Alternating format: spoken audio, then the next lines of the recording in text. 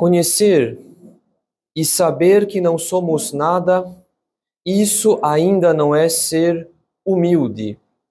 Isso é simplesmente não ser tolo, diz São Francisco de Sales. Há alguns domingos, nós começamos uma série de reflexões sobre a virtude da humildade, tomando por fundamento a escada da humildade de São Bento, que consiste na descrição que São Bento faz em sua regra monástica de 12 estados de alma distintos, nos quais o monge deve avançar a fim de atingir a perfeição nessa virtude. Mesmo que nós não estejamos submissos a uma regra religiosa, nós podemos tirar muito fruto da escada da humildade de São Bento, não apenas para a nossa vida particular, mas também para a nossa vida católica no apostolado. Afinal de contas, lá onde existem muitas faltas contra a caridade, é porque existem muitas faltas contra a humildade. A razão disso, caros fiéis, é muito simples. A humildade dispõe a nossa alma para a caridade. A humildade nos prepara para receber a caridade, na medida que ela remove os obstáculos da nossa alma. E esses obstáculos são a soberba e suas filhas. Então a humildade é como uma virtude de alicerce. Ela é o fundamento do edifício espiritual. De maneira que o edifício só pode subir e avançar se os alicerces forem sólidos e estáveis. Em outras palavras, quanto mais sólida a humildade numa alma, mais a caridade se desenvolve e produz frutos. Nós já sabemos que o primeiro degrau da humildade, da escada da humildade de São Bento, consiste no temor de Deus, pelo qual um cristão percebe, sob a luz da graça, que ele vive como se Deus não existisse, afundado em pecados graves, sem se preocupar com o dia do juízo. No segundo degrau, o cristão aprende a não amar a própria vontade. Ou seja, o cristão começa a fazer mortificação, a fim de combater as raízes que o pecado depositou em sua alma.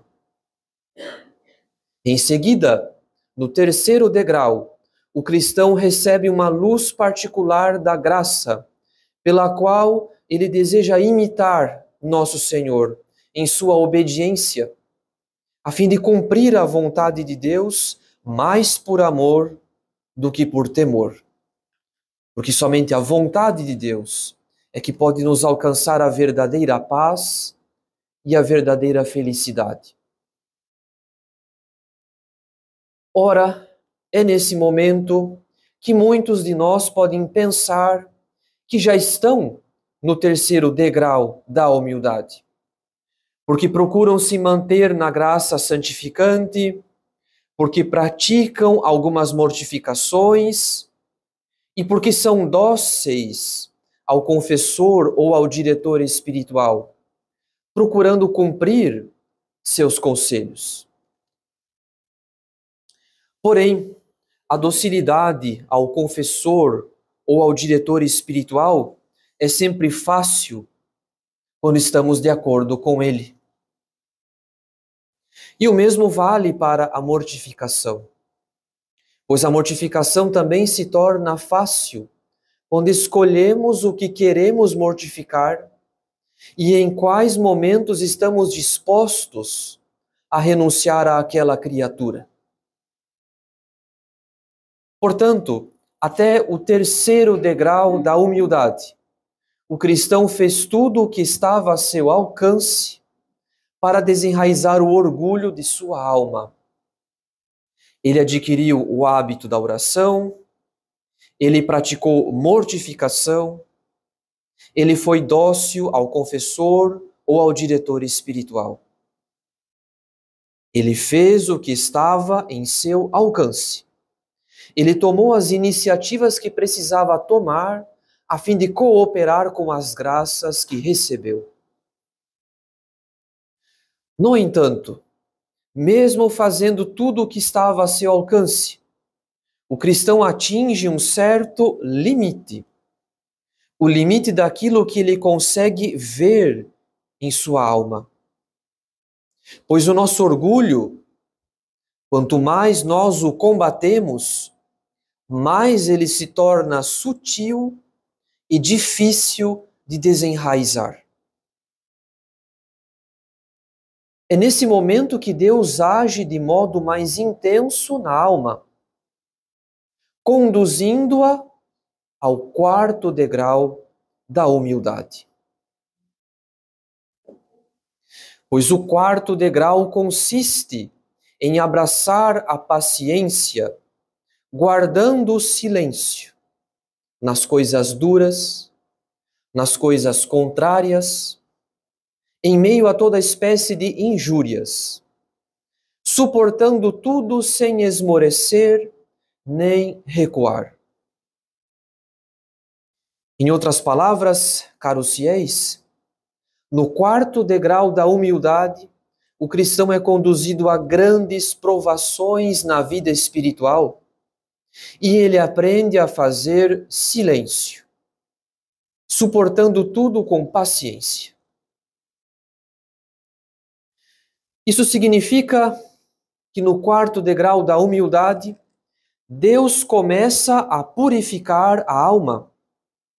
A alma começa a ser conduzida passivamente por caminhos que ela não escolheu, que ela não determinou.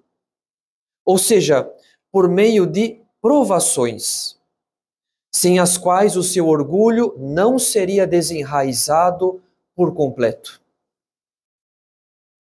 Afinal, como nós já sabemos, o orgulho, quanto mais nós o combatemos, mais ele se torna sutil e difícil de desenraizar. É por esse motivo que no quarto degrau da humildade, Deus mesmo se encarrega de combater o nosso orgulho, enviando-nos provações que põem a ferida do nosso orgulho em aberto, que manifestam aquele fundo de orgulho que não vemos, porque já estamos acostumados a pensar, a falar ou a agir de um certo modo, e não vemos sequer o quanto os nossos hábitos estão viciados pelo orgulho. Isso quer dizer que as provações na vida espiritual não são um sinal certo de que Deus castiga a alma, pois nem toda aprovação é castigo. Na verdade, na maioria das vezes, as provações não são castigo. Em geral, as provações são um efeito do amor e da misericórdia de Deus para conosco, porque Deus quer nos fazer avançar na caridade e por isso ele se obriga a enviar provações, a fim de purificar a nossa vontade própria, a fim de desenraizar o nosso orgulho. Então, como Deus quer nos conduzir aos degraus superiores da escada da humildade, ele se obriga a enviar provações, sem as quais o nosso orgulho sutil permaneceria encoberto aos nossos olhos. No entanto, isso não quer dizer que toda alma que sofre provações já se encontra no quarto degrau da humildade.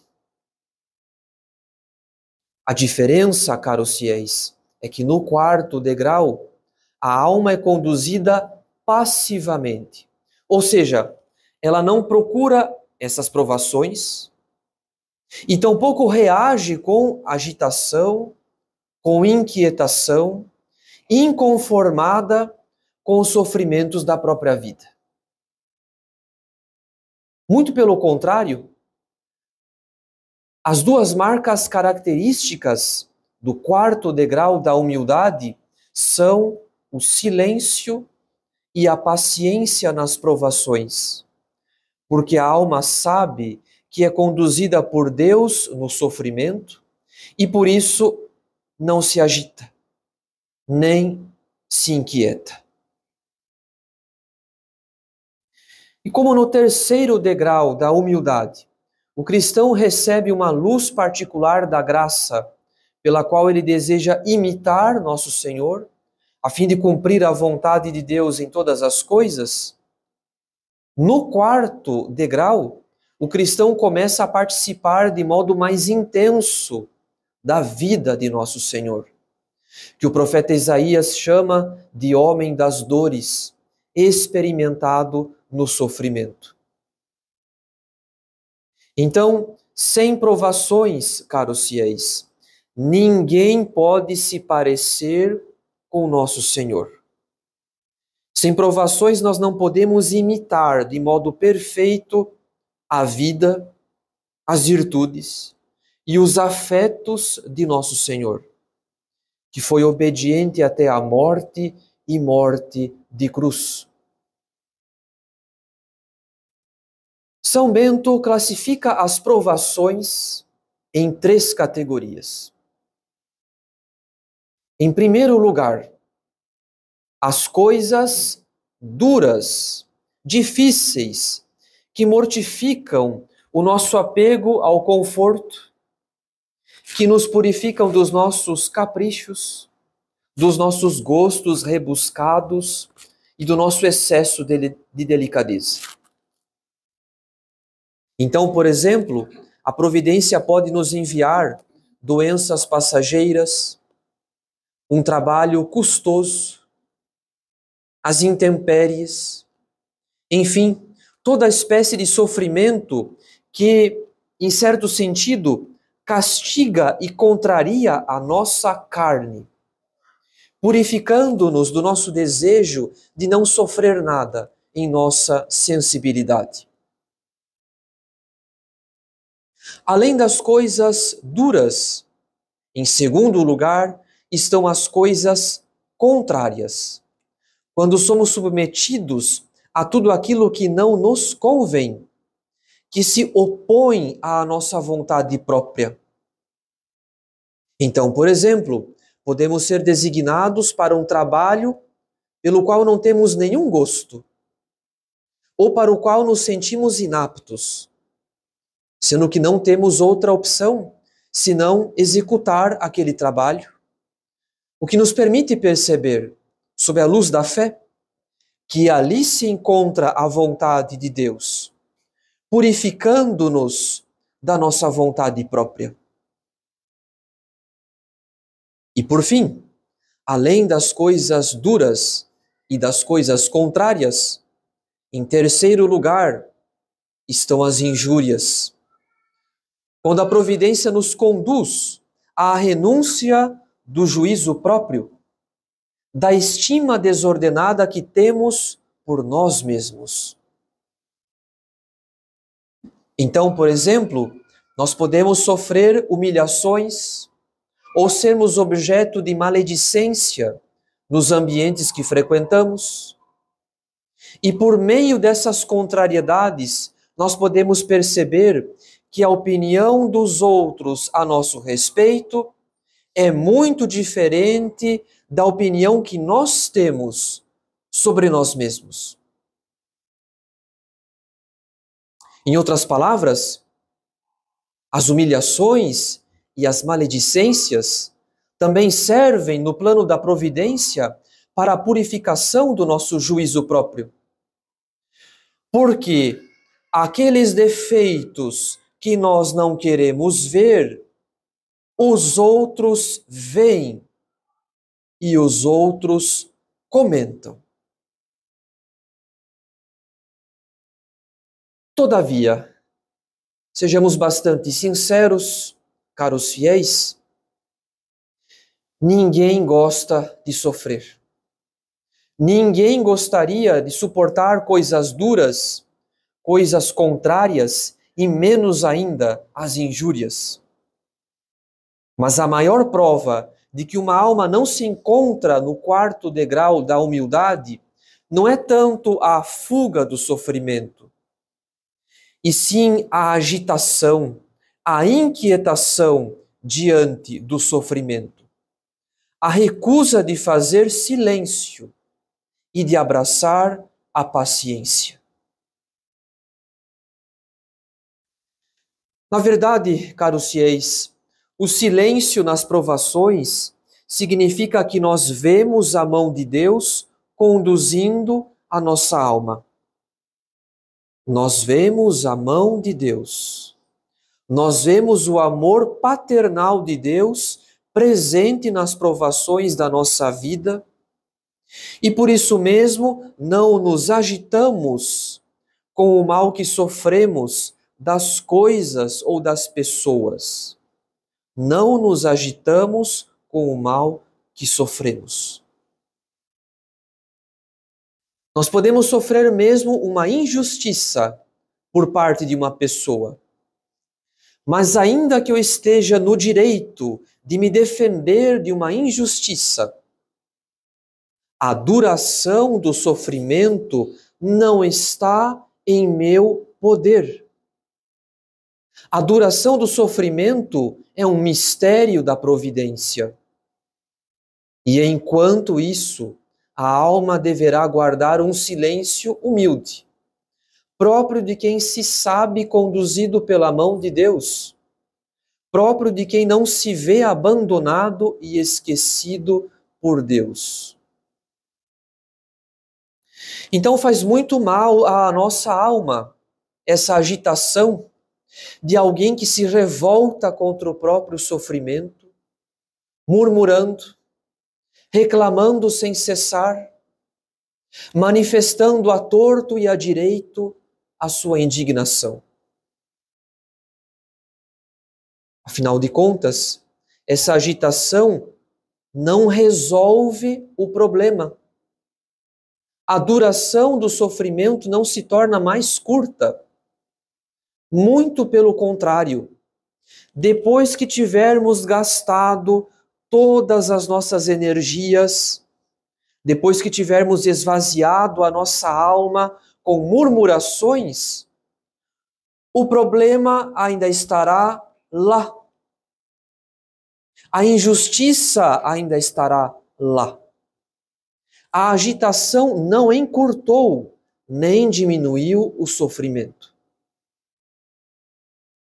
Então a nossa experiência confirma, caros fiéis, que depois de muita murmuração, vem uma grande frustração, uma grande decepção, porque o problema continua lá. E se decidirmos murmurar ainda mais, entraremos num ciclo muito danoso à nossa vida espiritual e à nossa saúde mental. Portanto, caros fiéis, o silêncio nas provações é próprio de uma alma que se sabe amada e conduzida pela mão de Deus, que não se abala com as injustiças do mundo, nem com a fraqueza dos homens, porque a luz da fé lhe permite compreender que Deus age em nossa alma, desenraizando o nosso orgulho por meio das contrariedades da vida.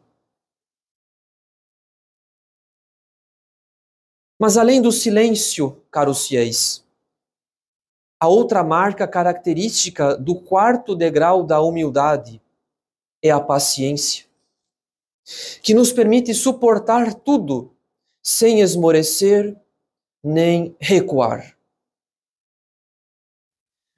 A paciência é filha da virtude da fortaleza. Por quê? Enquanto a fortaleza nos auxilia a suportar os males difíceis e graves, a paciência, por sua vez, nos auxilia a não cedermos às perturbações da tristeza diante de algum mal. Em outras palavras, paciente é aquele que não foge de um mal que lhe causa tristeza. Paciente é aquele que suporta o mal apesar da tristeza, a fim de alcançar um grande bem para a sua alma. Então, no quarto degrau da humildade, a alma será conduzida por caminhos que ela não escolheu, que ela não determinou. Ela será provada por coisas duras, por coisas contrárias e por injúrias. E, de repente, essa alma pode perder o gosto pela vida espiritual, que se tornou como um deserto, onde há sofrimento, mas não há, aparentemente, recompensa.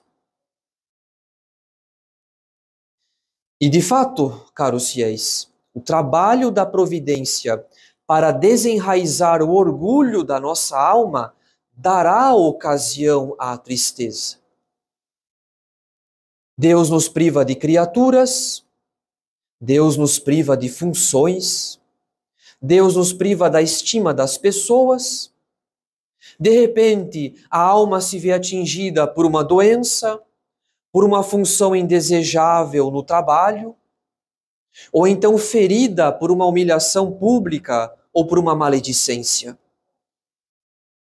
E como a vida não segue o curso que nós determinamos em nosso amor próprio, como a vida segue um outro curso, isso nos entristece e nós pensamos facilmente em desistir.